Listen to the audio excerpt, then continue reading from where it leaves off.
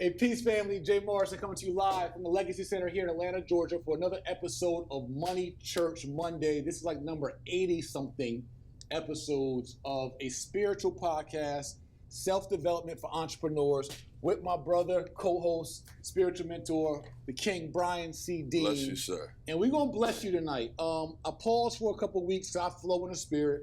Yes. And God wanted me to be a good steward over my businesses and what he's given me. And that needed for me to pause this platform to get some other things together. Mm-hmm. And now he said, Jay, I need you to bring it right back. Yes. So I'm just flowing. Come on. Where he leads me to flow. So I got some bars for you. Usually we have a long build up and I tell you a personal story and all of that. We're going to get right into this. As since January 1st, I've been reading the Bible practically every day. I might have missed 5 days all year of reading the word every single night. Fantastic. Practicing Sabbath. Resting. Oh man, I rested this Sabbath. Wow. I mean, I woke up, it was 3:30, 3:45 Come p.m. on. I'm like, God, I rest on the 7th. Like yes, my Father. Yes, come on. I go hard on the other 6. Yes. I create. I say, let there be light. Come let on. there be black houses. Let there be funds. Let there be schools. Let there be corner classes. Come let there on. be books. But on the 7th, I rest like the God in me. Hallelujah. So I've been having these different spiritual practices, again, non-denominational, non-religious. For me, I'm a Jesusite. I believe in Jesus Christ as example. I believe in 3 principles of love God with all your heart, love yourself, and love thy neighbor like thyself. I believe in serving those least amongst us. I believe in serving the sick. I believe in serving those in prison. Yes. I believe in going to the streets and serving those who have heartache and who've been in poverty and who've been downtrodden and have lost hope, and those who are like me. I believe in you. Yes. And I believe in the power of God and what it can do in our lives for those of us who are in those positions. And in 2012, I've been called my whole life, and I felt it all through Sunday school and all through the streets and all through prison and all through hustling and all through selling crack and heroin and cocaine and everything else I done touched. Come on. But I felt it and I heard it and observed it then, but I answered the call in 2012. That's good. Right? And God said, take care of my people and I'll take care of you. Mm-hmm. And I got on that mission and have done so much. But tonight's topic is who do you do business for? Yes. And when you see the many businesses that I've created, initiatives that we've run, Bridging the Wealth Gap, $1 billion Black, corner classes, buying back the block, building Black Wall Street, resurrecting all of which we've done, over 32 transactions in our Tulsa real estate fund portfolio from scratch as an emerging market company, through investigations, through innuendo, through gossip, through rhetoric, through hate, through trolling, through everything. Still showing up and proving, but I knew I was doing God's work because of my calling. Yes. But I was not making it clear to my audience, my followers, my subscribers, my members, my students, my proteges, my mentees, that I'm doing business for God. Yes, that's good. That's who I do business for. That's good. That's why my flow and my energy is a little different. I don't do business for Jay. Yes. I don't even do business for my last name. I do business for my Father, and he blesses my last name. I like that. He blesses my legacy because I do business for my Father. And so Prophet Lovey, another pastor or prophet who I observe and I listen, I study from, he said something in one of his sermons. We're going to touch on something else, but it compounded into this. Mm-hmm. He was talking about the believers, those who believe in God at whatever denomination, whatever religion, but those who believe in God, the Almighty God. And he was talking about David and David going to battle with Goliath. And he was talking about your power. And he was saying that I want to illustrate this. God put on my heart to teach a little something tonight. And I got something bigger to teach, but I'm going to start with this. You had David, who was this youngster.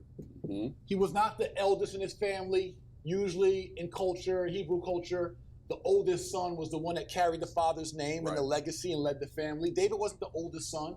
He wasn't even a soldier or a warrior. He was a shepherd. Right? He tended the flock. Little homie. Mm-hmm.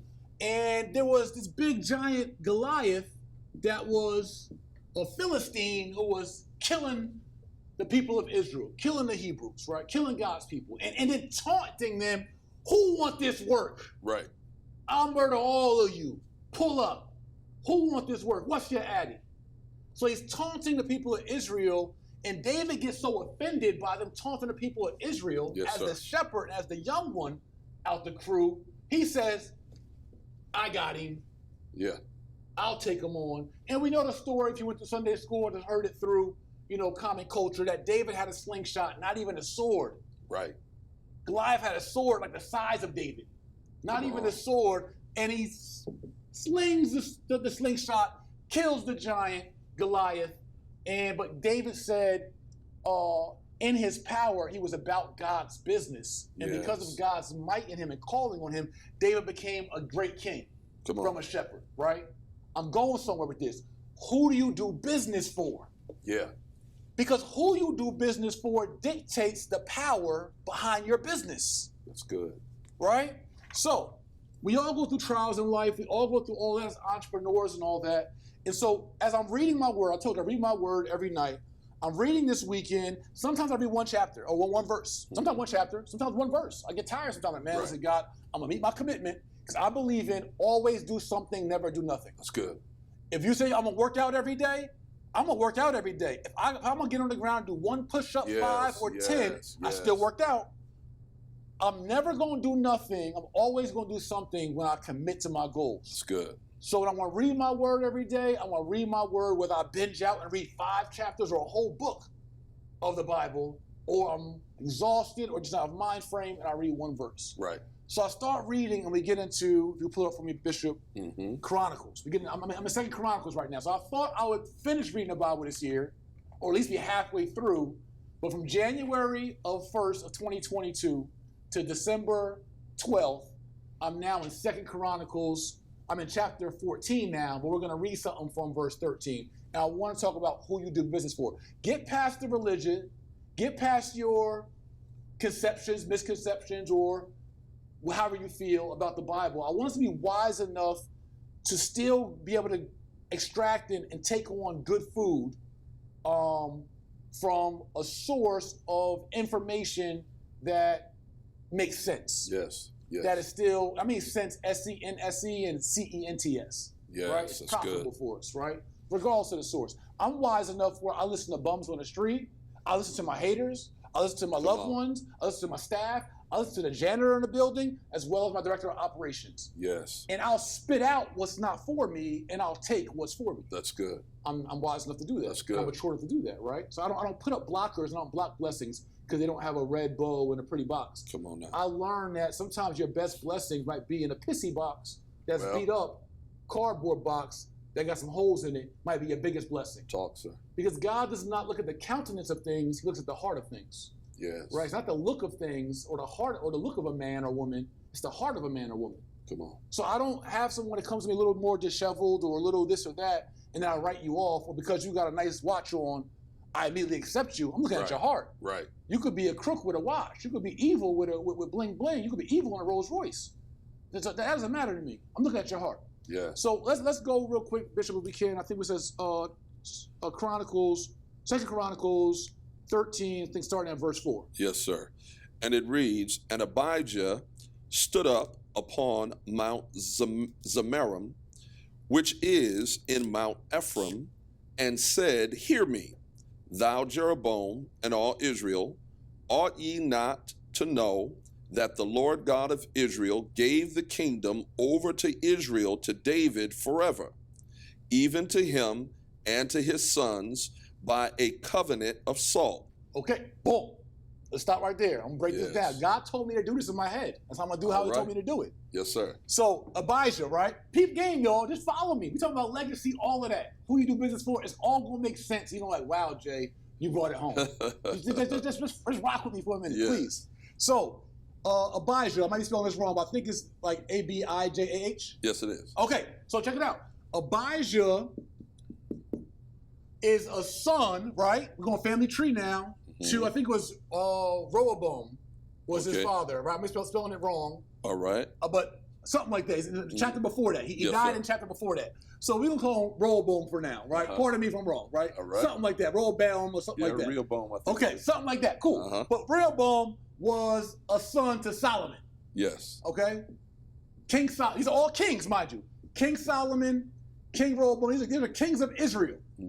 Right? These are all kings. And it's a family lineage being passed down. Solomon, right? Son to David. Yes. King David, who I just told you about.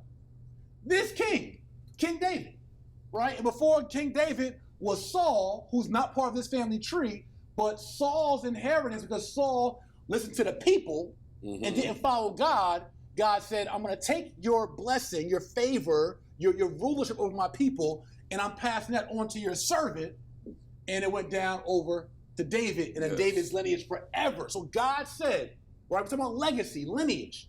God said, I'm David's sons and David's legacy, his bloodline is forever going to rule Israel. That is true. David, King David, an African man, a man of African descent, a black man, God said, your bloodline is going to rule. And so now we're talking about Abijah. So what happened is, in Chronicles, Jeroboam is not of this lineage, but basically Israel split, right? So David and Abijah, the tribe of Judah and tribe of Benjamin, they're together, but the rest of Israel's over here with Jeroboam. I could be spelling it all wrong, but just follow me for a second. How do you spell Jeroboam? Let's see. Jeroboam. Okay. O-A-M. Yep. O-A-M. Pardon my writing, y'all. Let's just forward the story. All right. So Abijah calls Israel all to the mountain together and pulls everybody's card. He's like, hey, Jeroboam and the rest of Israel, all y'all who not riding with us over here, didn't the Lord our God say that my bloodline, that my lineage, that we will rule forever? So how is it y'all following Jeroboam, King Jeroboam? How are you going against what we know God said? Well, y'all followed Solomon. Yes. My grandfather, right? Solomon's his grandfather. And King David's his great-grandfather. So this is what's happening right now. Please read on. All right. We are in verse 6. Who do you do business for? Just follow me. All right. Where we at here? Okay. All right. Yet Jeroboam, the son of Nebat, the servant of Solomon. Hold on. Nebat. N-A-B-E-T? N-E-B-A-T. N-E-B-A-T. Yep. Okay. Hold on. King Nebat. This is a king, y'all. Oh, no, excuse me. He wasn't a king. I don't believe he made king. Yeah, Jeroboam, the son of Nebat. He was a servant. Yeah. He was a son of, but not necessarily. Yeah. He was a servant of Solomon, right? King. So listen, Jeroboam picks up kingship, but his father was a servant of Solomon. Yes. So Bishop's going to finish reading, but basically what he's about to say is this. How is my great-granddaddy's servant, how's my great-granddaddy's servant son now king, and y'all following him? Wow. And y'all know my great-granddaddy was the richest, wisest, wealthiest, one of the most blessed men who actually built a house for God, that God even said to David, you won't build my house, but your son will. Y'all know the story. How is it that my great-granddaddy's servant son is now king when the king bloodline, the legacy, the last name is supposed to be over here? My. Yet Jeroboam, the son of Nebat, the servant of Solomon, the son of David, is risen up, and hath rebelled against the Lord. And there are gathered unto him vain men, the children of Belial, and have strengthened themselves against Rehoboam, the son of Solomon, when Rehoboam was young and tender-hearted, and could not withstand them. And now ye think to withstand the kingdom of the Lord in the hand of the sons of David? Let's pause right there. We're going to run that verse back, but over here. So what they're saying is this. Oh, so the servant of Solomon, right, after Solomon dies, Rehoboam was a young king. So the servant of Solomon gets with his son, and they get all these vile men, they get all these jealous men, they get a big army, Come on. right? So they clicked up. And so they say, yo, the king's a little homie. So now they feel like the time that they could poke their chest out on God and on God's covenant. This is the people of Israel. That's good. It's which is all one bloodline. But they feel like, yo, since this Rehoboam, he ain't the one, we're going to make our own clique. And now Jeroboam gets to everybody. And now they feel like it's our time and we can shine, even though God gave the throne to King David, his legacy. Come on. Run that back from the beginning. All right, all right. And now ye think to withstand the kingdom of the Lord in the hand of the sons of David, and ye be a great multitude, and there are with you golden calves, which Jeroboam made you for gods. Have ye not cast out the priests of the Lord, the sons of Aaron, and the Levites, and have made you priests after the manner of the nations of the other lands, so that whosoever cometh to consecrate himself with a young bullock and 7 rams, the same may be a priest of them that are no gods, but as for us... Hold on, pause right there. So patch this out real quick. So what happened is Jeroboam and these new people, they feel like, yo, we the new set, so we going with our own rules. So now, instead of worshiping God, we worshiping golden calves. Yeah. Because that's what we want to do. Come on. And what God said in his covenant back in Moses' days was that Moses' brother Aaron, that all of his bloodline would be the Levites. Right. Yes, and sir. they would be the priests. Yes. So God said all of Aaron's bloodline, his last name, his lineage, they will be the priests for Israel. Yes. So that's their job. Y'all go to war, y'all build things, they the priest. Yes. That's everybody in that bloodline, y'all got to be priests. That's it. So Jeroboam gets a bright idea like, look, we're going to make our own priest. If you bring me 7 calves and you bring me 7 bulls and all of that, you could be a priest over here. Come on. You ain't got to follow this statute. You ain't got to follow this code. Oh, we're going to worship these guys. So you know what? We're mightier. We got more. So we now are going to make our own rules. Mind you, the title of this is, who do you do business for? Yes. Think about our society and our culture. There's those that iced up, big chunky chains, big cars, big private jets, made their own gods, their own priests, their own worship, their own way of how they maneuver. They savages. Wow. They demons. Wow. Right? And they make it look good. And they so icy and got all the women. They made evil look good. Man, come on. All against what the lineage, what God gave our people. He told us how to be and who to be and gave us structure. But the evil side, mind you, who do you do business for? Talk.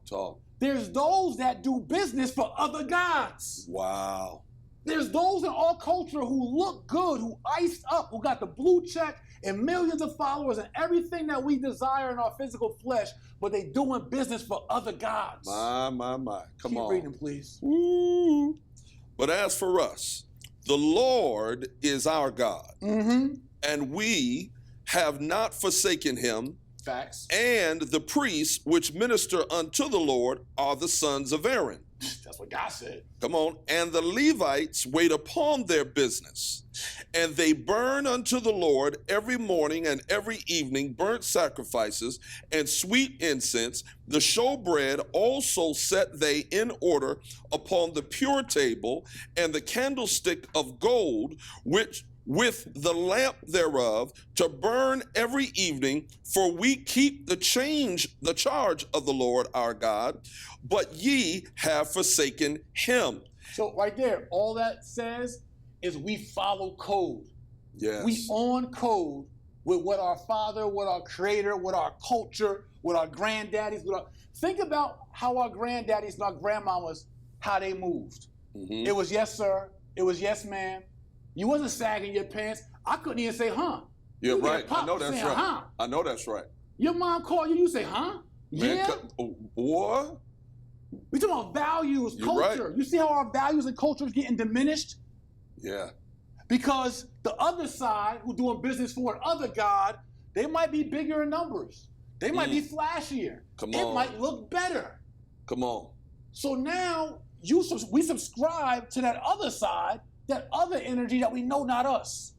That savage, that demon energy we know not us. It's not good for our sons. It's not good for our daughters. Were you literally lining your sons and daughters up to be pregnant at teenagers? You allowing them to go out at 15, 16, 1, 2 a.m.? What's for your 16-year-old daughter at 2 a.m. in the morning without you? Wow.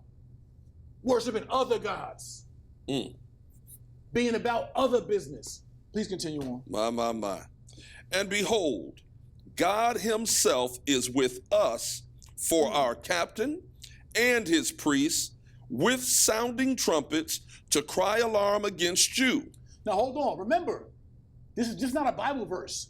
This is a man standing on a hill talking to another man in the whole congregation of Israel pulling a card. Yeah.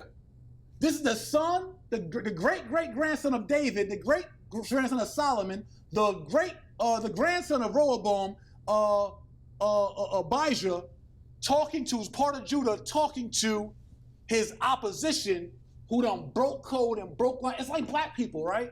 Like, we used to have, even before this crack epidemic and all of that, we had a certain dignity and a certain code. And we always had some ratchetness. Don't get it messed up. Yeah. There's always been that, right? Even in Israel, they always had that. Right. They was doing that when Moses came down off the mountain. They was acting up, right? It's always that. But there was a general principle of like, okay, we love God, we honor God. I'm not gonna curse in front of your grandma. I'm not gonna curse in front of your mom. Right. There's certain like values and rules. There's a certain thing. I'm not gonna involve your wife in certain stuff. I'm not gonna disrespect women. We're not gonna shoot around kids. There were just certain things even gangsters did. That's right. And didn't do. There were just certain values that just men had in our culture that I'm not gonna tell on you. Right? Like that whole stop snitching thing, that was just like, oh, if you my man and we get into something, I'm gonna have a code of honor in what we done, have covenant in what we did. Yeah. All those values just went away as we started worshiping and looking at other gods and doing other folks' business. We started doing the business of savages and of those who oppressed us and of this other culture and all that. So what we're talking about is a man that's coming to the hill talking to his people and saying, oh, look at us. How y'all over here worshiping golden calves and images and letting the son of my granddaddy's servant be your king when you know God said that the sons of David is supposed to be king. My. So we're talking about pulling cards here and doing business for the right side. Yes. You gotta choose a side out here sometimes. You gotta choose a side in these streets. Even when the other side is bigger, flashier, and better. But keep going, Come on. O children of Israel, fight ye not against the Lord God of your fathers, for ye shall not prosper. But Jeroboam caused an ambushment to come about behind them, so they were before Judah, and the ambushment was behind them. So right there. So think about this. Jeroboam's dad, right, Nebat, he worshiped the God of Israel. He worshiped the God of Solomon. Yes. He was Solomon's servant. Yes. He worshiped the God of David. So he's saying, yo, people of Israel, are y'all going against the God of your fathers? Hey, black Americans, are we going against the God of our granddaddies and our grandmamas? My. Are you going against the God that got our great-great-grandparents freed? Come on. And put us in position to be where we at today? Are we literally just turning on all the values that we know that even gave us the foundation to be who we are today? Yeah. Keep going, please. Yes, sir. And when Judah looked back, behold, the battle was before and behind, and they cried unto the Lord, and the priests sounded with the trumpets. All right, stop right there. So what happened is, Jeroboam's not here, all that talking, fam. Y'all got 400. I think early in the chapter it says they got 800 men and they got 400 men. So they got 800,000. They got 800,000 men. He talking crap from the top of the mountain with 400,000 men. Jeroboam like, man, I hear all that hot stuff. Look, bro, we gonna ambush you. We gonna put 400 behind you and 400 in front of you. Now what's up? You talking all that God, Jay Morrison. Well, look, we got more followers than you. Come on. Our lives more lit than you. We got more blue checks. We got more race. We got more jewelry. Jay Morrison, you and your God. Now we in front of you. We behind you. Oh, yeah, you this, you that. Oh, yeah, everybody turn their back on you. All right, Jay Morrison, show me what you got about. Go ahead, please. My. Who you do business for? Then the men of Judah gave a shout. And as the men of Judah shouted, it came to pass that God smote Jeroboam and all Israel before Abijah and Judah, and the children of Israel fled before Judah, and God delivered them into their hand. Like that. Hallelujah! Come on now. God crossed them out. On August 4th, 2020, I sat in my office upstairs and we were going through a bunch of controversy online. And I told everybody online, I got the video, and I said, I'm not going to do nothing to you. I said, I'm going to let God handle you. 2 years later, God handled. Come on. It's who you do business for. Yes. It's not about how present circumstance look. I'm not talking about logic. I'm not talking about odds of numbers. I'm already against all odds. I already beat all the odds. I'm a black man that grew up on welfare to a single 17-year-old mom that has seen millions upon millions in his life and impacted even more lives than I made money. Come on now. I've already beat the odds. God already showed me that. He already showed me the power of the Most High. Yes. It's who you do business for. It might be, they might look cooler. They might get their win. They might be able to surround you on all sides, but God is not going to fail you. Come on. God already showed me in so many ways He's not going to fail me. That's good. He's not going to fail us. It's about standing on your principle. That's what Abijah did. He's like, I know y'all more. I know y'all greater. I know y'all bigger. I know y'all hotter right now. Yeah. I'm standing on principle. Back against the wall. All y'all surround me. What's up? Come on. Because I'm dealing with a higher power. And I want to challenge all of you who subscribe to YouTube channels, like and subscribe to people's Instagram pages, Facebook pages, TikTok pages, and all of that. Your favorite mentors, all that. You got to ask yourself, who do they do business for? Wow. Who does your favorite mentor, who do they do business for? Yeah. Based on their culture, based on their actions, based on, are they following trends that are progressive and that reflect good, strong values, that reflect the best of us? Who do they do business for? And for you who are entrepreneurs, aspiring entrepreneurs, or just family CEOs, you're a working class family CEO still.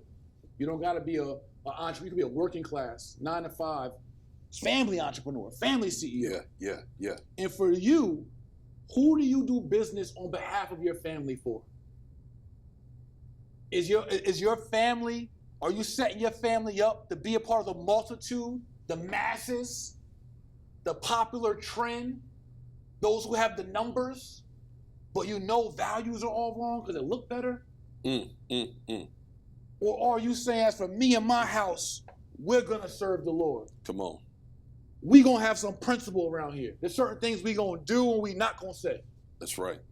There's certain things we're going to be a part of and we're not going to be a part of. We got a principle around here, and I'm telling you, as a witness and living proof, and you can just keep watching my life and watching my journey, and God's going to keep showing up through me, for me, but also for you, because I'm doing business on His behalf. Yeah. He's going to keep showing you the impossible miracles through me, and those align with me and align with us, it's going to keep showing up. Come on now. We already did the impossible. We have unified over 15,000 mostly black families from 22 countries. You've never seen it before in your life. And still ain't seen it since in 4 years. Come on now. I've been on Clubhouses, I've been on Zooms, I've been on all kind of platforms with everybody talking about what they could do and how it could be done better and what they got planned. I ain't seen nobody show up yet. Wow. Not one. Real estate gurus, real estate this, I could do it, why didn't, yo, who you do business for? Yeah. You have to understand that in our journeys, it doesn't mean that you're not going to have a time of distress. I'm sure when Abijah saw he was surrounded by 800,000 men and they had 400,000, I'm sure he's a little stressed. Yeah. It got real. And it does get real. But when you know who you do business for, and you know the power that's within you and the power that you represent, And that's what I got from the story from Prophet Lovey with King David before he was a king. Is he said to Goliath, he said, "Wait, y'all scared of this uncircumcised man?" Yeah. What did he mean by that? What he's saying is like, yo, he don't even follow code. He ain't even circumcised. Right. It's like, how if you're filled with the power of God, you believe in the power of God, how are you scared from somebody that don't even believe in God? Right. Like, I'd be damn, I let somebody who don't even believe in God, you gonna punk me? Like, right. You don't even believe in God. Come on. That's real. Like, you don't even respect our women, but you think you gonna like, you don't even got basic values, basic code. Like, you can't let people that don't even have basic moral compass, basic moral principle punk you. Come on. Yeah. That's real. I don't care if you're a giant. I don't care if you outnumber me by 400,000. Like, your values all wrong, bro. You off code. You can't win. Yeah. You can't win off code. Right. You might get some wins, but you can't win. I love it. And that's what I'm saying. What I'm encouraging us is to understand there could be a magic in your business, a magic in your campaigns, a magic in your initiatives. We raised $3.5 million in 1 month during the pandemic, April of the pandemic, in a 28-day campaign, and we started marketing 2 weeks before it. Raised $3.5 million. Wow, there were active YouTubers, bloggers, and Instagrammers saying, y'all crazy, what are y'all doing? So imagine raising $3.5 million with people opposing you. Wow. Not quietly, you just got a free run. Come on. Most of the people that you know right now couldn't raise $3.5 million with the blessing of everybody they know. Right. We raised $3.5 million in 1 month in the global pandemic with people opposing us. While people are actively calling you scam and fraud and pyramid scheme, while still under federal investigation from 2 federal agencies, still raised $3.5 million in a month. My. With the SEC in front of you and the FBI behind you and a troll surrounding them. It's who you do business for. It gets magical. Say that. It gets different. My God. So that was a lesson that God gave me. I'm sweating like a pastor and all of that. I'm preaching, I'm teaching. But I had to give you this. Yeah. I don't know who it's going to touch and how it's going to touch you, but Come on. Self-audit. Do an audit right now. Yes. And ask yourself, who do I do business for? Who am I representing in my business? And the people I align with, who are they representing in their business? My favorite mentors, who are they representing in their business? Who do they do business for? Yes. And so I'm here to let you know I'm doing business for the Lord God Almighty, the God of Israel, Come on. the God of Abraham, the God of David, the God of Jacob, the God of Jay Morrison, Yes, sir. the God of Bishop Dean. You know it. I'm letting you know who I do business for. So you see something come from me, a corner class, an online webinar, a lecture, or however. I may not mention, I probably will, but may not mention God in the whole thing. But just know, when you see me, when you see my heart, when you see my glow, when you hear my passion, I'm doing business for the Lord God Almighty, the one and only God, Jehovah Jireh, Yahweh. Come on. Let's be clear. Come on. Ain't no golden calves around here, fam. We on our knees praying every night. Yes. We Sabbath every Saturday. We reading the word every night. Yes, sir. Who you do business for. I'm not perfect though too, because God already told me that all have sinned. So you're gonna see some flaws from me too. Yes. That's the whole beautiful part. My God's so amazing, he gives you grace and mercy. Yes, sir. As long as you're striving to be righteousness, he's gonna judge you on your heart, not your every decision. You can't be perfect, but I can be in the image of him, and I can show him consistently that my heart is always striving to do better and better and to please him. And therefore, as I'm serving those least amongst us, I'm serving the sick, the poor, the imprisoned. I've been to prisons teaching real estate, Rikers Island, Cooks County Juvenile Detention Center, literally teaching real estate in prisons as a former 3-time felon prisoner. Wow. It's who you represent, who you do business for. That's why we taught in the streets like Christ. We taught on Madison and Pulaski in Chicago. We taught in the projects in Chicago. We taught on Murder Mac and Beaver in Detroit. It's because who we do business for. Yes. So you see that I'm going to be flawed. I'm going to make mistakes. I'm going to be imperfect. but I'm constantly going to progress and try to show a better elevated version of myself every day on day, week on week, month on month, year on year, and climb higher to, not to please you. I don't believe in you. You fickle. Yeah, you too, IG. Y'all fickle. I'm not believing you. You don't make me. Y'all don't move me. Yes. I do this to please him. So when y'all may hate me in one cycle, you may love me right now in this cycle. You may throw me away like we threw away Christ. You may throw me away like we threw away Malcolm and Martin, or Garvey. That's not my litmus test. That's not where I know I made it or not. Where I know I made it is when I can look myself in the mirror, or my spirit can confirm that, son, job well done. Yes. Because that's who I do business for. All right, Bishop, it's on you. My. Put it there. My God, my God. To the pastor, no, I mean, what a dynamic, biblical, historical, factual truth you addressed tonight. You gave it to us, 21st century nomenclature, our language. We could see it very clearly. What the difference between serving God versus other gods, and the inspiration and the motivation behind it. Dynamic word, dynamic lesson. That being said, I want to read to you 2 verses of scripture that's going to coincide with who do you do business for. Colossians chapter 3, verse 23 and 24.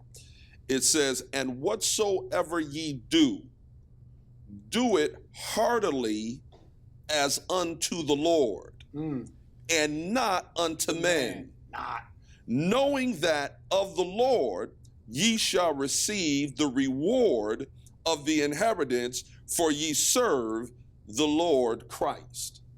The first thing I want to address is the fact that you do have to decide and determine who you're working for, who you're doing business for, whether you are working a 9 to 5. Maybe you are somewhere in a factory. Maybe you're operating in a technological software company. Maybe you're working for somebody who you actually despise, but you need the check so bad that you do what you need to do. And when you deal with this element behind why are you doing what you're doing, who are you working for, the Bible declares if you work for God, if the principle that you carry in your heart, my principle is I want to do things ethically. My principle is I want to demonstrate values. My principle is that even though I may be facing people who don't appreciate me, even in the position that I'm operating in, who are you doing business for based upon your motivation? Now, when we discuss this, when we deal with this powerful principle, keep this in mind. If you're doing business for men, I can promise you, I can promise you in the name of the Lord, you're going to ultimately be very dissatisfied at the end of the day. Because when you do business, quote unquote, for men, men will oftentimes ignore, won't appreciate you. You can sometimes work 10, 20, 30 years in a company, and you never really got the real value or the real honor that you could have gotten. But if you went there for that reason, as opposed to the one you were supposed to do business for, when you do business for God, it allows you to stay focused even when men frustrate you. I'm going to say that again. When you do business for God, it allows you to stay focused even when men frustrate you. There are times that you will literally find that there will be haters. There will be people who will be like the dog-eat-dog world attitude. They will literally cancel you out. They'll lie on you. They'll do whatever they can do to get your spot and get your place. But at the end of the day, when you really truly realize I'm here doing what I am called to do for the purpose in which I'm called to do it. Now, that being said, God is saying, this is what I want you to know. Whether you are even in family, in the book of Colossians chapter 3, Paul addresses there's 3 different areas you ought to keep in mind. He says, if you are married, from a husband to a wife and a wife to a husband, God says when you serve each other, when you work for each other, when you literally submit to each other, you ought to do that as unto the Lord. He says when you are parents and you have parental relationship, you and your children and you, he says, even when you serve your children, he says you're supposed to serve your children knowing you're doing business for me. You're supposed to still represent me even as a parent unto your child. So God is saying, even from, if we go from an economic perspective to a domestic perspective, God is saying the element of working for me ought to still be your motivation. Then he breaks it down to the verse I just read, verse 23, 24, where Paul is saying, even in the workplace, dealing with masters, servants, employers, employees, partners, CEOs, and the various people you may work with, God is saying, if your purpose is to do business for other gods, you will compromise the values that most of us were raised up in. Keep in mind, I'm quite sure there are many celebrities that when they went to the industry, they had no idea. It's just like, what's her name? What's the blonde actress years ago, real pretty? Marilyn Monroe? What's her name again? Marilyn Monroe. Marilyn Monroe. She said, when people look at me at this level of celebrity, they have no idea how often I had to get on my knees. You know what that means? That means she had to compromise her values behind closed doors in private offices with men who wanted her to go a different route to get to her goal. So then, who are you really doing business for? Are you doing business for God? Are you doing business for men? Or are you doing business for your own last name? You. And sometimes if you're doing business for you, that can put you in a position of compromise far beyond what we see. Jeroboam and his crew ultimately compromised the word of God that was given to them, that they knew what was proper code. Right. He's like, I want to be king. Wait, why he get to be king? My. I want to be king. Look at that. So, I've literally felt that energy from people before. That's real. Like why him? Right. Like I've seen people come out to my corner classes and watch. I could see it on their face, like, why these 3, 4, 5, 600 people out here in this corner for him? I want that. My God. I want that accolade. I want that feeling. Yeah. And that's when you you have that anointing and that favor.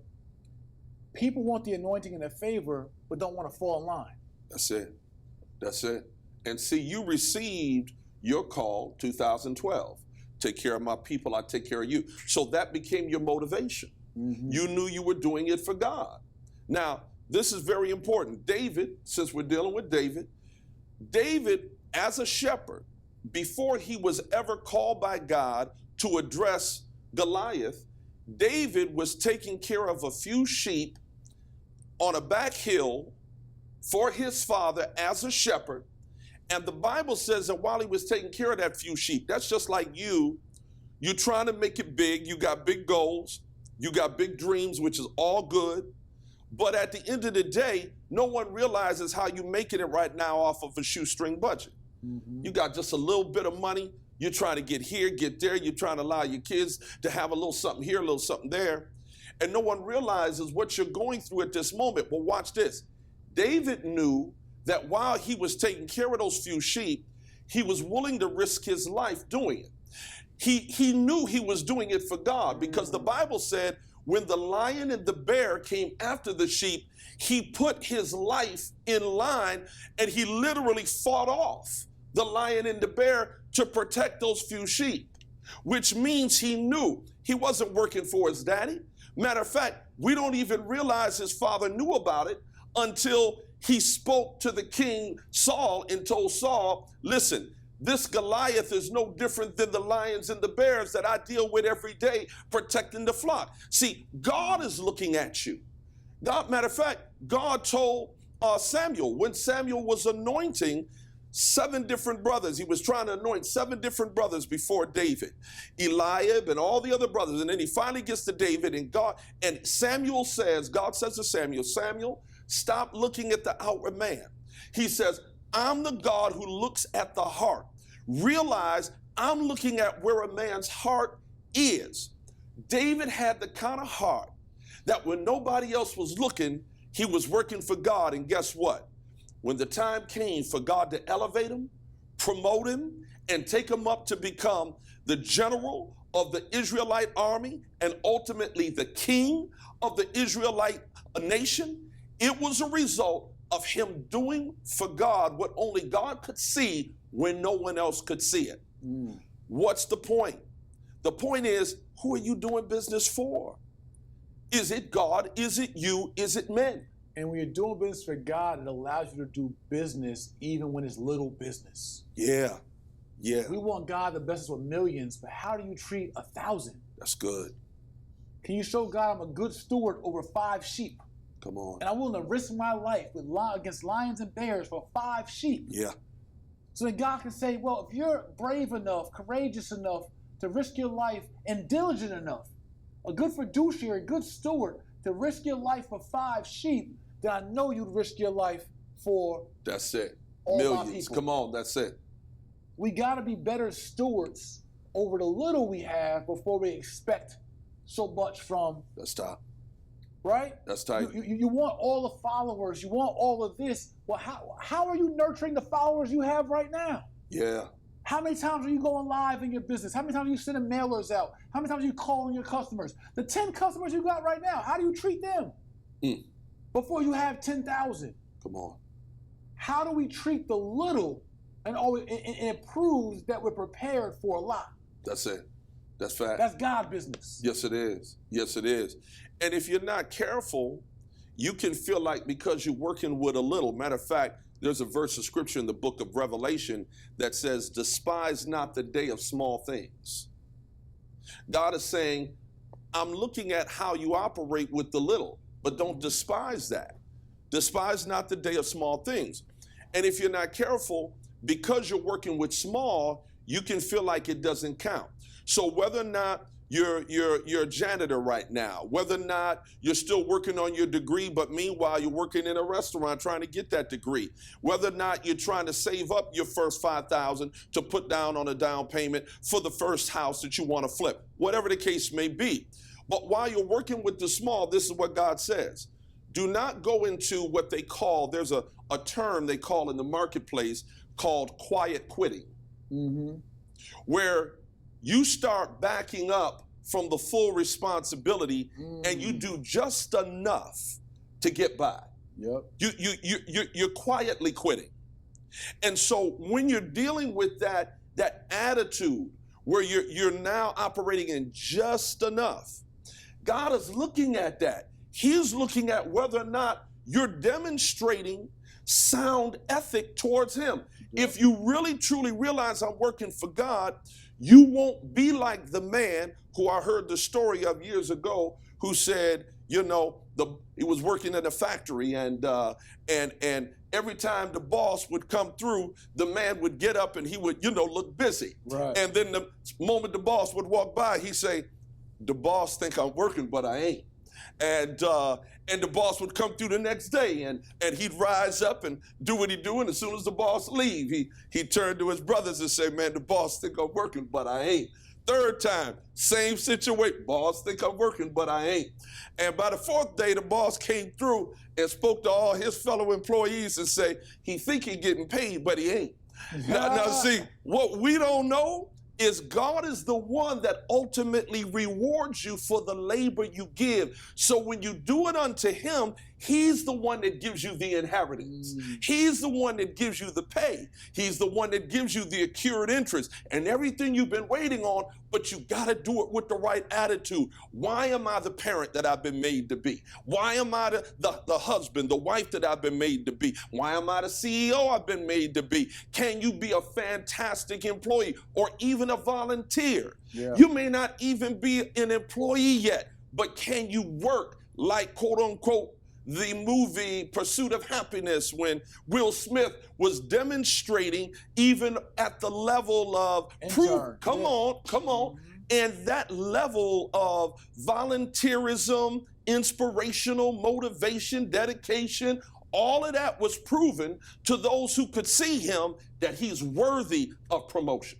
Imagine giving a half effort at your business or at someone else's business, at your job, giving a half effort, 3/4 effort, but then getting on your knees and praying to God, expecting a whole blessing.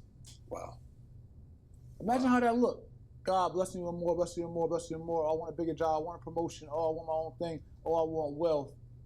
But you literally going out and giving a half effort. My. And you're supposed to be representing the king. That's it. One thing I want to end with this. One thing I've seen in our youth that was instilled in me, because I was raised by my mom, but also by my grandmother, and I know that verse: "Whatsoever you do it heartily, not unto man, but unto the Lord." Yes. And my grandmother raised us like that. My grandmother literally told me, said, "I don't care what you're doing. I don't care if you're gonna be a bum. You better be the best bumming it." Come on now. Come literally. on. I came home from prison in 1999. My grandmother, rest in peace, Judith Robinson, called me to her room upstairs, 77 Southside Avenue. Called, "Jay, I want to speak to you." Closed her door, called me in the room and said, "You know, I don't approve of that, what you're doing out there in those streets and selling drugs. I'm not with that. I'm going to tell you this. Whatever you do, I don't care if you're a bum. You better be the best bumming it. If you're going to be out there selling drugs, you better be the best one doing it." Yes, sir. Whatever you do, you better go hard. Yes, sir. And what's sad is I see when I go to fast food restaurants, and I go in one area, and sometimes it's black children as well, and mix or whatever, but I'd say like Chick-fil-A culture, and they're pleasant, and they're speaking to you nicely and all that. We drove to North Carolina to see my grandfather's 80th birthday party, and we stopped in a small town in South Carolina to get some, go to the bathroom, and maybe get like McDonald's or something. We don't even eat McDonald's, but get something over there. But literally, there was 5 McDonald's workers. One let my wife in, smoking a joint, smoking a blunt, outside the door with the McDonald's uniform on. Let her inside. The line was backed up, and then we left after she went to the restroom, and it was 5 of them out, not even out back, not even by they didn't even have the decency to go in a little garbage can, little huddle spot. Wow. They're literally outside on the part where you eat at, all smoking weed, all talking, pants sagging, all of that. These are the workers. Wow. But the point is, it's not about how you offend me or offend customers. It's what are you representing for yourself? Yeah. And you never know who's watching you. When you see waiters and other servers, or even like I came in one night here, and our 12 a.m. and our cleaning team was working diligently in here, mopping and sweeping. You never know who you're going to need a blessing from. Come on, it's true. When you're going to want a promotion, a recommendation, That's right. a loan, a job. Can I borrow your jacket? Or hard times. And somebody's going to look at, who have you been all this time? Yeah. And it saddens me when I see our kids in this generation who are servers or other kind of jobs of service, and they're giving a lackluster effort because you don't know who I am, right? Who the next person is. I could be a college dean or a missions officer, or you don't know who I am and how I could bless your life in the future. Yes. But you already showed up and showed me who you are. Come on now. If you do things unto the Lord, meaning the highest standard, and not unto man who can see you, may not see you in the cameras, you can get over, get by. If you do it unto the Lord and not unto man, you will be ready for the test. You'll be ready for the scrutiny. You'll be ready for the white glove test. You'll be ready for the investigation. You'll be ready for the application. You'll be ready for the promotion. You'll be ready for the hidden blessing, for the hidden gem. Preparation plus opportunity equals success. You'll always be prepared. Yes. Because what you're doing it to the highest standard to please the Most High God. So when it's time to ask for the loan, or when it's time to get for the business partner, when it's time to get the blessing, someone always says, yo, they're always nice. They're always saying thank you. Yeah. They're always saying please. That's it. They well-mannered. So always a positive energy and a light when I'm around them. That's right. You'll get those blessings because your presence demands it. Thank you, Lord. Your light attracts it. And so I've seen this manifest so many times in my real life, even through my trial periods, maintaining a certain level of dignity, class, professionalism, even through that, has allowed people and allowed God to work through people to come bless me, like hand things in my lap and just come bless me because I've been ready for it. Come on. Because I'll do it with a little. I'll do it through distress. I'll do it through stress. I'll do it in abundance. I'll do it through happiness. But I'm always going to show up. Yes. Working for the King. Come on. I'm loving it. And so, Bishop, you want to take us out with any last sir. word? We're going to wrap this thing up. Yes, I hope sir. you got fed tonight. Instagram, I promise you all I will feed you. And if you didn't get manna and fed off of this, you worshiping the calves or something. I don't know. This ain't blessed you. I don't know what's going on. I know that's right. Listen, I want to close with this. This verse of scripture, Luke 17:10. It says, so likewise ye, when ye have done all those things which are commanded you, say within yourself, say, we are unprofitable servants. We have done that which was our duty to do. Quick story, what Jesus is saying is, everybody's attitude ought to be this. When you know you work for the King, and I've given you a job to do, and I've given you the empowerment, the wisdom, the ability, the intelligence, the ingenuity to get it done. He says, once you have fulfilled that role, you have done well. He says, once you've done that, I don't ever want you to come back to me and feel like I owe you some super duper great prize. He said, have the mindset that God, I've done what I was supposed to do. That's the excellence is the minimum. That's it. And that is ultimately what should be our motivation, our attitude, and our ethic behind what we do when we know we're working for the King. So no matter where we're at, CEO, where we're at, inspiring to be one, in education, preparing for real estate, whatever it may be, I want all of us to keep this in mind. Act like God is your undercover boss. Bars. Act like he is your undercover boss. So every time you think about coming in late or leaving early, staying a little long for lunch, and all those things in between, act like you don't know who may be around you, who's the real God looking at you while you're doing what you're doing. Let him be the undercover boss. You're a child of the King. Act like you're a child of the King.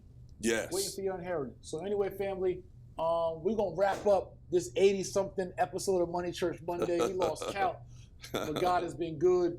Make sure you guys like this channel on YouTube, subscribe for this podcast and this channel. Comment. Love to see your feedback and your comments, and continue to share. We'll see you back on another episode of Money Church Monday in real life. Amen. Peace.